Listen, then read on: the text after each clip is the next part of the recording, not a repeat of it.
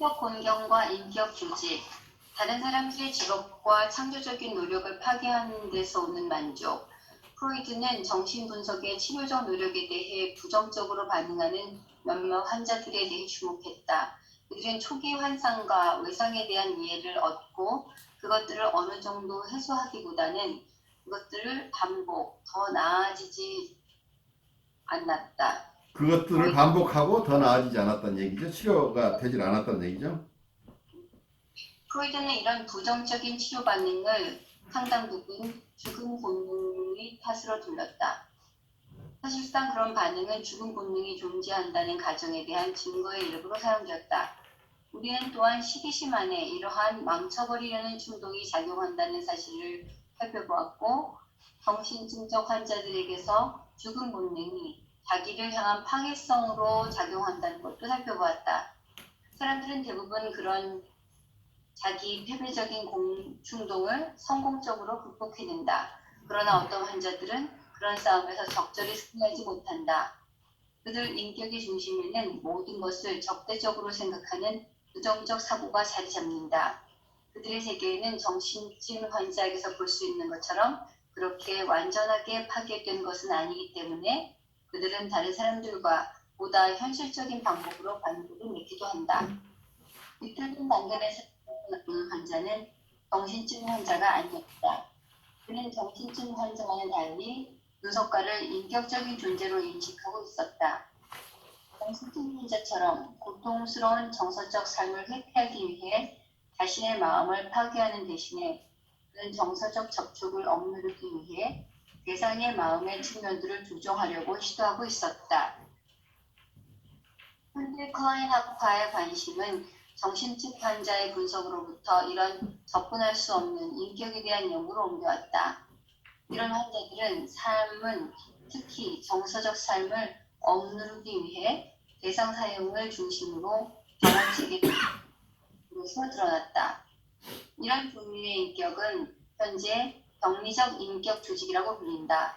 이런 관심은 심한 상태의 파괴성, 그것의 미묘성이 결코 파괴성을 감소시키지 않는 것에 대해 우리의 이해에 새로운 차원을 더해주었다. 이런 개인은 풍부한 인격적 관계를 맺기 어렵다.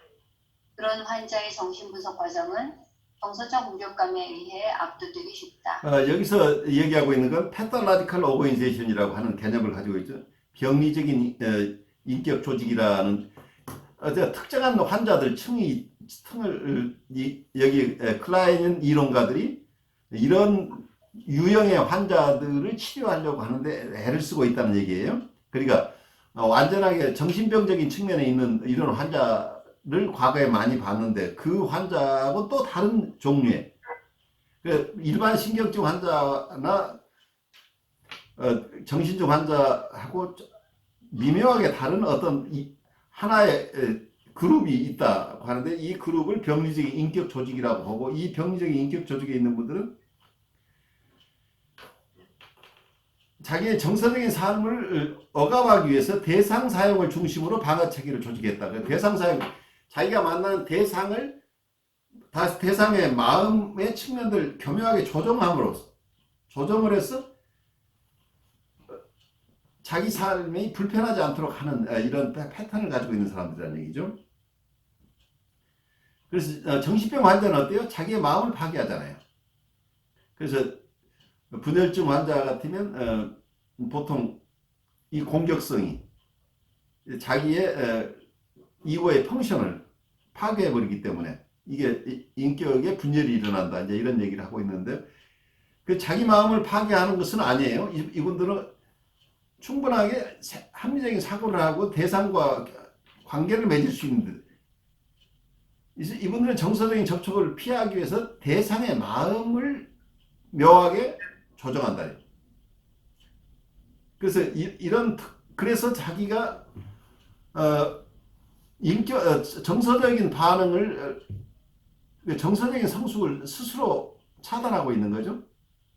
대상과의 관계가 이루어져야 자기 안에 있는 어려움들을 해소할 가능성이 있는데 정서적인 부분에서도 도움을 받을 수 있는데 정서적인 관계를 차단하는 방식을 가지고 있는 이런 인격 조직이 있다는 이걸 병리적 인격 조직이다. pathological organization이라고 하는데 이분들은 아주 능숙한 게 자기 주변에 있는 사람의 마음의 어떤 측면들을 묘하게 조정을 해서 자기는 이 사람하고 전혀 잘 지내고 있는 외양을 가지고 있지만 정서적으로는 전혀 영향을 받지 않는 이러한 입장을 계속해서 반복해내고 있는 이런 사람들이 있다는 얘기죠.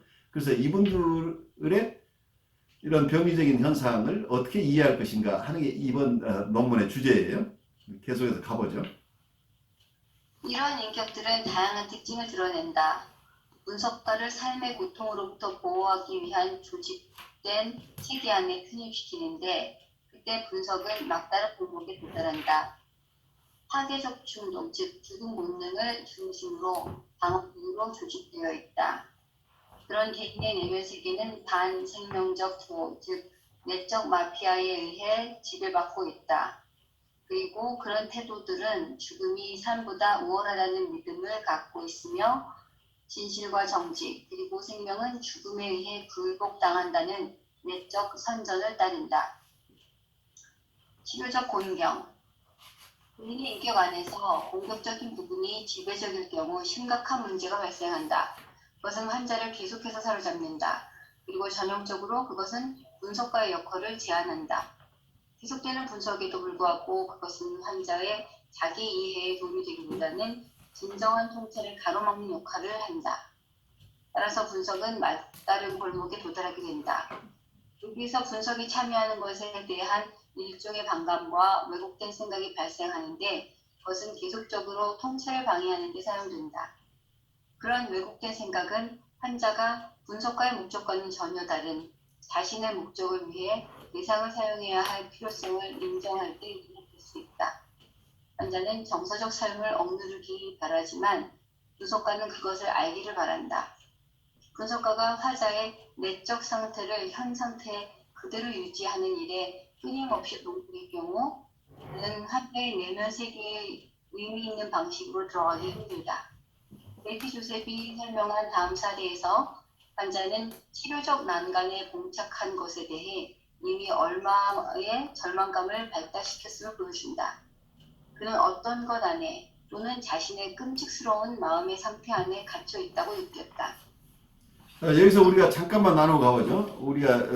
우리는 동양권에서 온 사람들인데 과거에 우리는 어떻게 교육을 받았어요? 우리의 정서를 드러내는 것을 격려하는 환경에 자랐나요? 아니면 우리의 속마음은 드러내서는 안 된다고 교육을 받았나요? 드러내서는 안 돼요. 그렇죠? 그래서 우리 이런 환경에서 형성된 인격들이 지금 여기서는 병리적인 오거니제이션이 될 가능성이 더 높아지겠죠? 그러니까 우리가 누구하고 관계를 맺되 우리의 마음을 드러내지 않는 쪽으로 특화해 있다고 한다면 분석을 받아도 마찬가지 가능성이 있다는 얘기죠. 굉장히 지적인 얘기들을 다 하지만 그 지적인 얘기는 그냥 지적인 얘기고 하지만 내 마음의 정서가 들키지 않도록 방어하는데 오히려 이 분석가를 사용해 버릴 수도 있다는 얘기죠. 그래서 많은 통찰이 일어나는 것 같지만 깊은 정서는 접촉을 하지 않는 쪽으로 가버릴 수 있다는 얘기죠. 근데 그게 본인이 고의적으로 그러는 게 아니잖아요. 고의적인 게 아니에요. 그게 무의식적이죠. 예. 근데 어떤 경우는 우리처럼 이렇게 심한 경우는 의식적으로도 있어요. 의식적으로 이건 우리가 이렇게 교육받은 특히 어떤 아이들을 보면 집안에서 아주 어려운 일들이 있는데도 집안의 비밀이론 밖에서 얘기하면 안 되는 것을 훈련이 잘 되는 아이들은 굉장히 오랫동안 분석을 해도 자기 집에 있었던 일이 드러나지 않는 경우들이 있어요. 어떤 어른들의 경우도 이래요. 자기 몇 년, 한 2년, 3년 동안에 자기 아이를 고쳐달라고 애를 와서 얘기를 했는데 2, 3년 지나서야 그 아이를 입양한 아이라는 얘기를 2, 3년 지나서야 하게 돼요. 어떤 인공수정을 했다는 얘기를 할지. 그래서 아주 결정적인 얘기들, 쉐임풀한 얘기를 할지, 이런 것은 거의 안 하고 2년, 3년 가다가 어떤 안전한 상황이 되면 이제 서서히 자기를 드러내기 시작하는데 그만큼 깊어요. 이런 것들. 그래서 굉장히 많은 얘기들을, 도움을 받을 얘기들을 하고 이것저것 물어보지만 가장 깊은 얘기, 그리고 가장 페인풀한 정서들은 전혀 드러내지 않고 계속 2년, 3년이고 가다 보면 피상적인 얘기들만 하고 실제 어려운 상황에는 개선이 안 되는 경우들이 꽤 발생한다. 그래서 어떤 면에서는 이게 죽음 본능의 얘기라기보다는 나는 환경적인 요인도 굉장히 크다고 봐요. 그래서 우리의 문화적인 요인들이 요즘 아이들은 이런 것보다는 과거에 우리의 문화 속에서는 이게 더 심했을 가능성이 높죠.